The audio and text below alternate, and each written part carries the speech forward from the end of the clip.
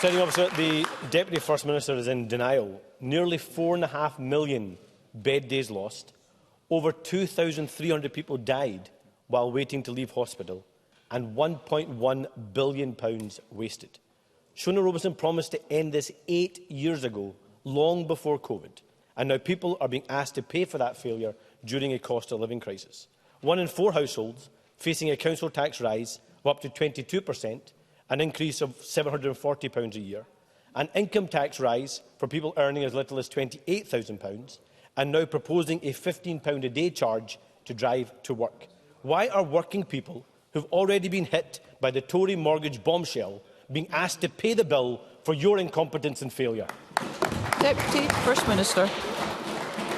Well, on the issue of the NHS, we absolutely remain committed to eradicating delayed discharge, and we work with our partners to do that. But I notice Anas Sarwar just moved on then to talking about local government finance and taxes. So let me say this about, first of all, about the council tax multiplier consultation. It is a consultation. It's a consultation based on looking at how we can make the council tax fairer, but also that joint group with COSLA is looking at how we could replace the council tax going forward. But here is one question that consultation asks.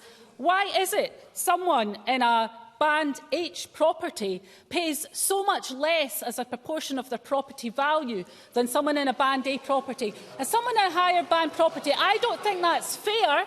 Why does Anas Sarwar think that is fair? So we'll get on with the consultation, but it is not credible. It is not credible for Anas Sarwar to come here and say no to progressive taxation when it comes to income tax, no to any changes in terms of local taxation, but demands money be spent on public services. That is not a credible position for Anas Sarwar to take. Anas Sarwar. Presiding Officer, you've been in government for 16 years, and that's the best answer you can give. The Deputy First Minister just doesn't get it. So let me give her an example. A family in Cambuslang, the mum's a nurse, dad's a teacher, they've got 2 young kids. Their energy bills skyrocketed, and they're still paying 50% more. That's £2,000. Their food bills are up almost 20%.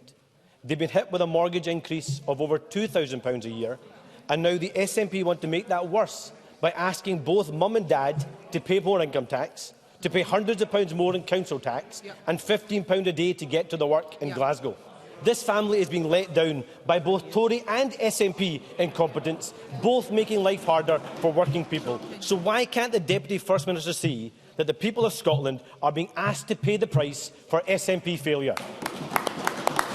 Deputy First Minister. We do know is that Anas Sarwar is now getting his orders from Keir Starmer, and that is to not promise anything in terms of progressive taxation and to turn his back on raising additional funds. Because what Anas Sarwar should remember is that if we had followed what he seems to be suggesting, the Tory tax policies, we would have £1 billion less for public services in our Let's hear one another. That's what Anas Sarwar seems to be saying.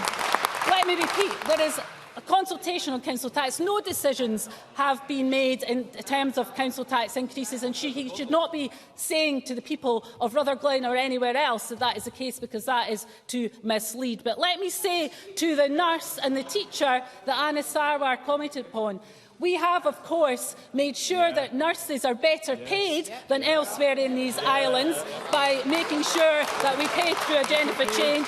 And teachers, of course, are better paid in Scotland than anywhere else in these islands because we settled with the teachers in terms of their pay claim. So we'll go on with paying public workers what they deserve to be paid and supporting household incomes.